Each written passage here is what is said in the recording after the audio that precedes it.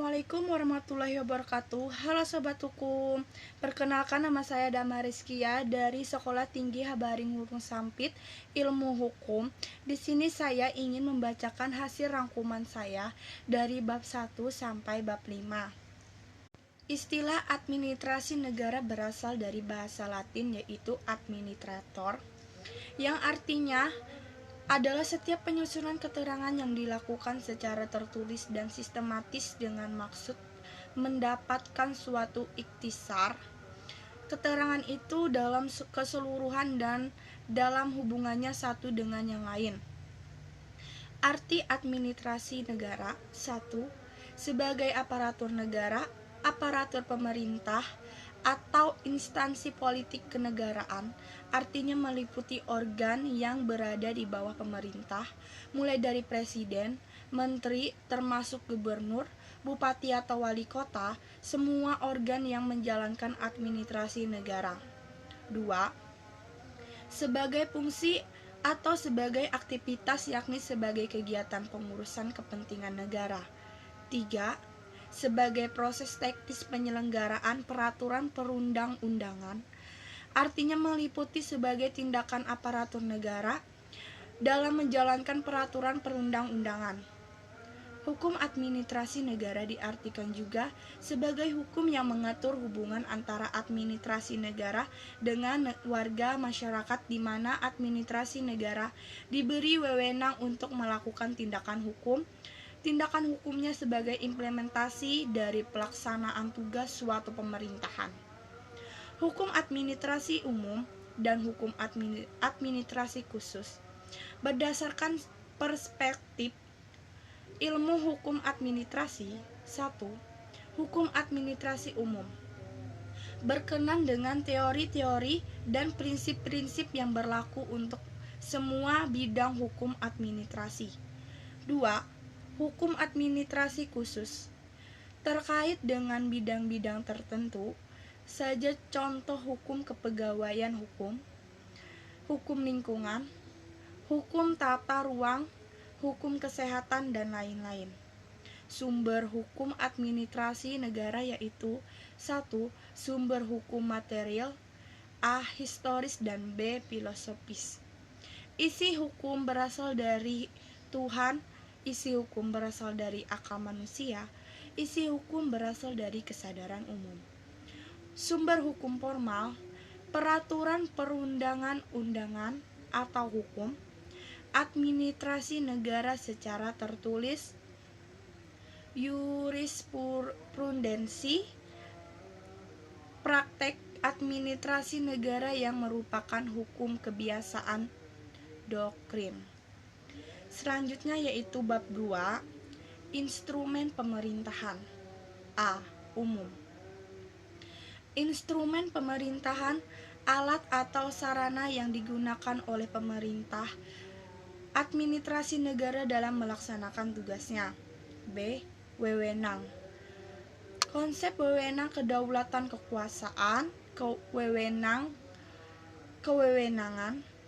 Disebut kekuasaan formal pasal Langkah 5 Undang-Undang Nomor 30 Tahun 2014 tentang administrasi pemerintahan menyebutkan bahwa kewewenangan pemerintah yang selanjutnya disebut kewewenangan adalah kekuasaan badan dalam hukum administrasi negara, pejabat pemerintahan, atau penyelenggaraan negara lainnya untuk bertindak dalam ranah hukum publik.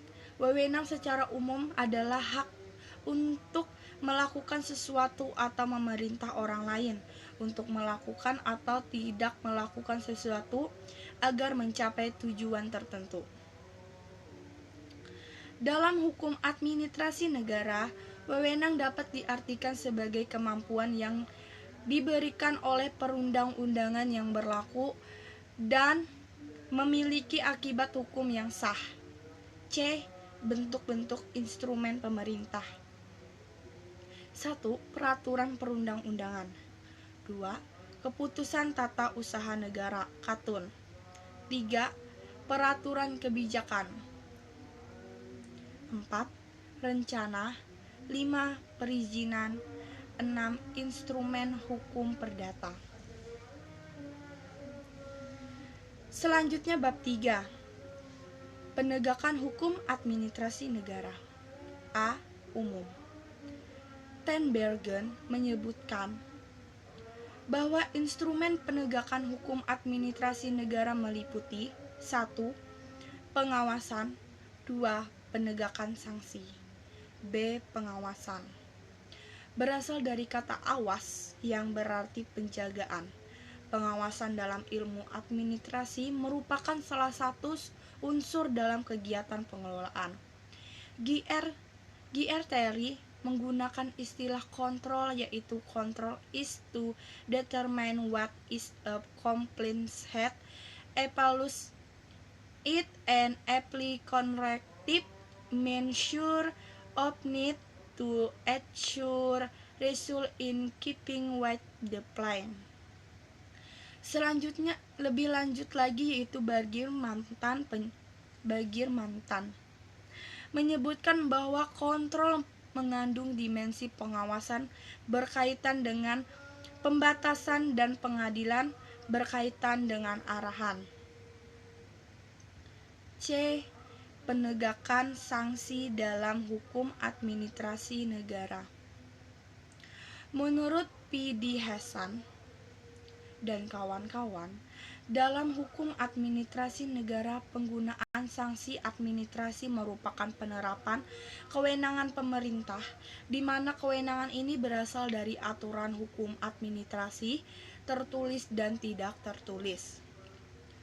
Selanjutnya, bab 4, perlindungan hukum administrasi negara. Penyelenggaraan pemerintahan tidak selalu berjalan sebagaimana aturan, sering terjadi penyelenggaraan pemerintahan ini menimbulkan kerugian bagi rakyat. Perbuatan pemerintah yang dimaksud terjadi apabila terpenuhi unsur-unsur. 1. Penguasaan yang berbuat secara yuridis memiliki kewenangan untuk berbuat ada peraturan dasarnya. 2. Dalam mempertimbangkan yang terkait dalam keputusan yang dibuat oleh pemerintah, unsur kepentingan umum kurang diperhatikan. 3. Perbuatan tersebut menimbulkan kerugian kontrak bagi pihak tertentu. B. Sengketa tata usaha negara. Pasal 1 angka 10 Undang-Undang Peraturan Sengketa TUN adalah sengketa yang timbul dalam bidang tata usaha negara antara orang atau badan hukum perdata dengan badan atau pejabat tata usaha negara,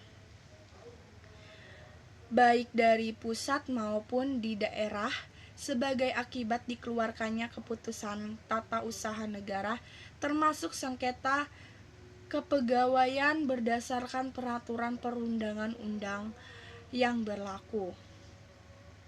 Sedangkan keputusan tata usaha negara menurut pasal 1 angka 9 Undang-Undang Peratun adalah suatu penetapan tertulis yang dikeluarkan oleh badan atau pejabat tata usaha negara yang berisi tindakan hukum tata usaha negara berdasarkan peraturan perundang-undangan yang berlaku, yang bersifat kontrik individual dan final, yang menimbulkan akibat hukum bagi seseorang atau badan hukum perdata. Menurut Undang-Undang Peratun, Kitun terdiri dari 1. Keputusan tata usaha negara positif pasal 1 angka 9. 2. Keputusan tata usaha negara fikti pasal 3 angka 1. 3. Keputusan tata usaha negara fikti negatif pasal 3 ayat 2. Objek sengketa pitun termasuk keputusan tata usaha negara yang fiktif negatif sebagaimana dimaksud pasal 3 ayat 3 disebut dalam hal peraturan perundang-undangan yang bersangkutan tidak menentukan jangka waktu, maka setelah lewat jangka waktu 4 bulan sejak diterimanya permohonan, badan atau pejabat tata usaha negara yang bersangkutan dianggap telah mengeluarkan keputusan. Selanjutnya terakhir bab 5. Kodifikasi hukum administrasi negara. Kodifikasi hukum administrasi negara adalah pembukuan jenis-jenis hukum tertentu dalam kitab undang-undang secara sistematis dan lengkap. Ditinjau dari segi bentuknya, hukum dapat dibedakan atas A.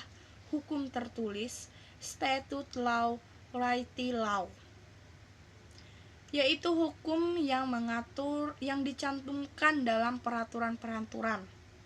B. Hukum tak tertulis, unstatutory law, unstatutory law, yaitu hukum yang masih hidup dalam keyakinan masyarakat tetapi tidak tertulis namun berlakunya ditaati, seperti suatu peraturan perundangan hukum kebiasaan. Unsur-unsur dari suatu kodifikasi: A. Jenis-jenis hukum tertentu, B. Sistematis, C. Komprehensif atau lengkap serta memuat suatu penyelesaian secara tuntas. Tujuan kodifikasi hukum tertulis untuk memperoleh A. Kepastian hukum, B. Penyelenggaraan hukum, C. Kesatuan hukum. Tentang kesulitan melaksanakan kodifikasi hukum administrasi negara pernah dikemukakan oleh Danner dengan dua alasan. Satu, peraturan-peraturan hukum administrasi negara itu berubah lebih cepat dan sering mendadak, berbeda dengan peraturan hukum privat dan hukum pidana yang perubahannya terjadi secara perlahan dan berangsur-angsur. Dua, perbuatan peraturan hukum administrasi negara tidak hanya terletak di satu tangan, sebab di luar pembuatan undang-undang pusat di Indonesia, Presiden dan DPR dan hampir semua departemen dan pemerintahan daerah otonom membuat juga peraturan hukum administrasi negara sehingga lapangan hukum administrasi negara sangat luas. Sekian penjelasan dari saya, hasil rangkuman dari bab 1 sampai bab 5. Apabila ada salah-salah kata harap dimaklumi. Halo sobat hukum, wassalamualaikum